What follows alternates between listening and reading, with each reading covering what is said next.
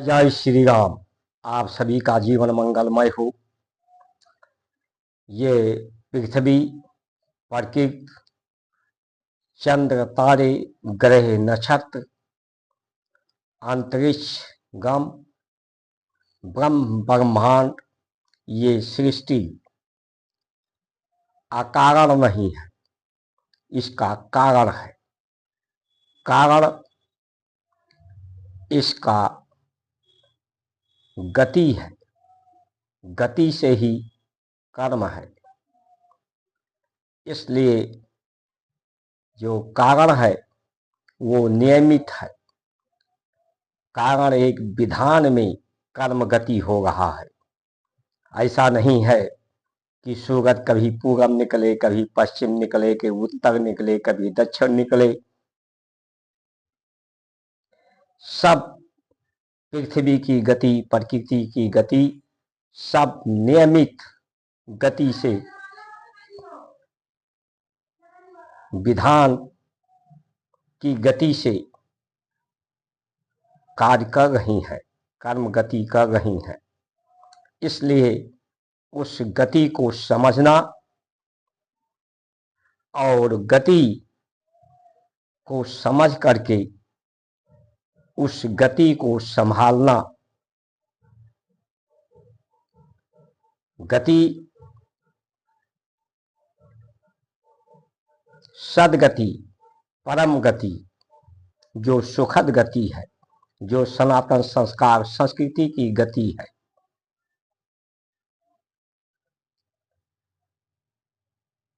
जिसे ब्रह्म ऋषियों ने उपकार करके हमें बताया है। ब्राह्मण की योग्यता, उपयोगिता, सार्थकता और उपकार का आज अनादर, अपकार हो रहा है। सर्वा अधिकार, जो सर्व अधिकार है, जो सर्व सामर्थ्यवान है, परमात्मा, उसके विधान को समझना, स्वीकार करना। उसी के विधान से सब कुछ हो रहा है। उसके शरण में शरणागत, शरणम प्रपद्ये ही सुखद की स्थिति है।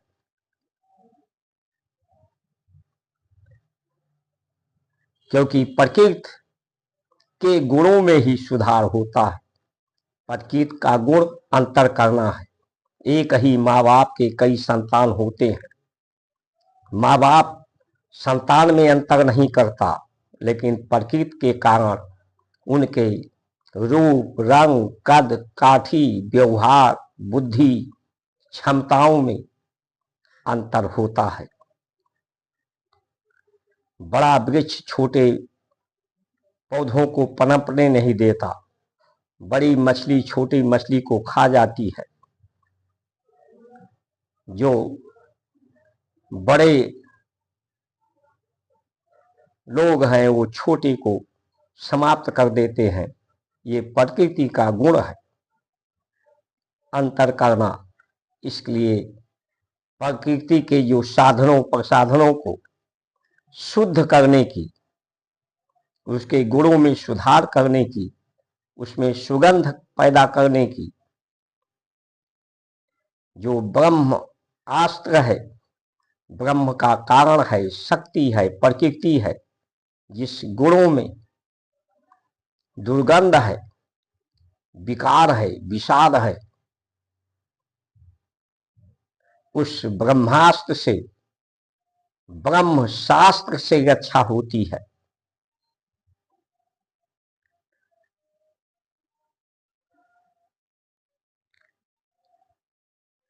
लेकिन जब ब्राह्मण की उपयोगिता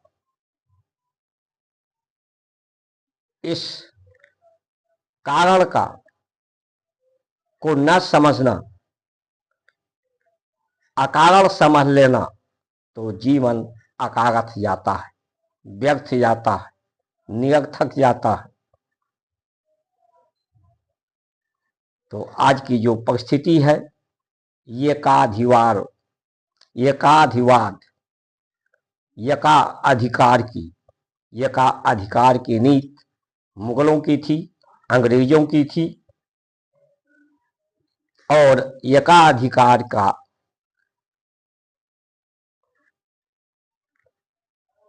मानसिकता हमारे आज राजनीति की हो गई है, सभी पार्टियों की हो गई है। तो धर्म का जो मूल है, मर्म है, वो है अपने को सीमित करना, प्रकृति के गुणों को शुद्ध करना, प्रकृति का उपयोग सीमित करना। इसलिए अगर आपको देश से प्रेम है, अपने से प्रेम है, परिवार से प्रेम है, तो अपनी आवश्यकताओं को सीमित कर लीजिए।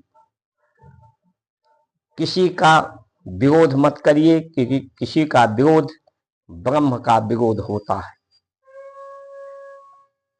कहीं नाराबाजी मत करिए, प्रदर्शन मत करिए उग्र, किसी को क्षति मत पहुंचाइए, क्योंकि किसी का भी क्षति ये संपूर्ण क्षति होती है, संपूर्ण लोगों का क्षति होता है। जब प्रकृति के साधनों संसाधनों के प्रति लालच होती है, अज्ञानता के कारण जो पहचान सबकी है, ईश्वर अंश जीव अविनाशी, जब ये पहचान नहीं होती है, वास्तविक पहचान जो संस्कार संस्कृति के द्वारा होती है, सबकी पहचान ब्रह्म के अंश के रूप में, ब्रह्म के रूप में संबंध हमारे ब्रह्म ऋषियों ने दी है। संबंध बना स्थापित किया है ब्रह्म से, प्रकृति से, परिवार से, समाज से, उसकी पहचान दी है। लेकिन आज उस उपकार का अपकार से चुकाया जा रहा है। तो ये लालच, अज्ञानता के कारण लालच से काम बढ़ता है, काम से आबादी बढ़ती है, आबादी जब जब बढ़ती है तो संकट होते हैं। आबादी जो समस्या बनती है, वो आबादी घटती है। इसी लालच, इसी काम से, इसी क्रोध से, विवाद से, तो इससे बीमारी फैलती है। प्रकृति की विषमताएं, भयावह स्थिति होती है, असंतुलित होती है, बेईमानी बढ़ती है, बेरोजगारी बढ़ती है। इसलिए जो ब्रह्म शास्त्र, ब्रह्म ऋषि, ब्राह्मण जो अपने को समझते हैं,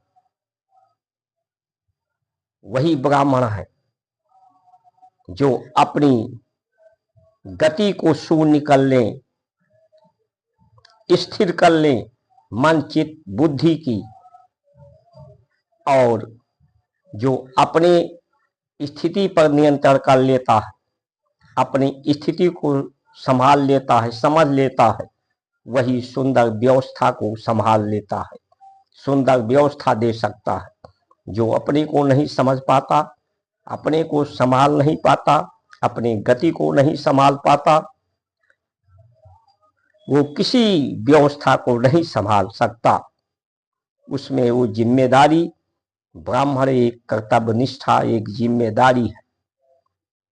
तो अपनी जिम्मेदारी को निभाएं और अपनी आवश्यकताएं कम करें, और इन राजनीति से, सत्ता के सम्मान से, सत्ता के सुख से अपनी दूरी बनाएं।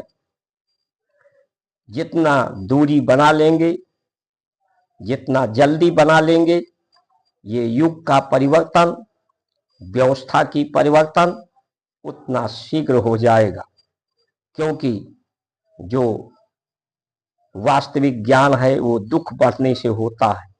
जब भूख बढ़ती है, दुख इसीलिए व्यक्त होता है कि पेट में जब भूख बढ़े, भूखा रहे, तो भूखा रहने से इंद्रियां शांत हो जाती है, इंद्रियों की जो विकार हैं वो समाप्त होते हैं। किसी शेर को भी कुछ समय बंद कर दिया जाए तो उसकी शक्ति क्षीण हो जाती है, उसकी वहशीपन समाप्त हो जाता है।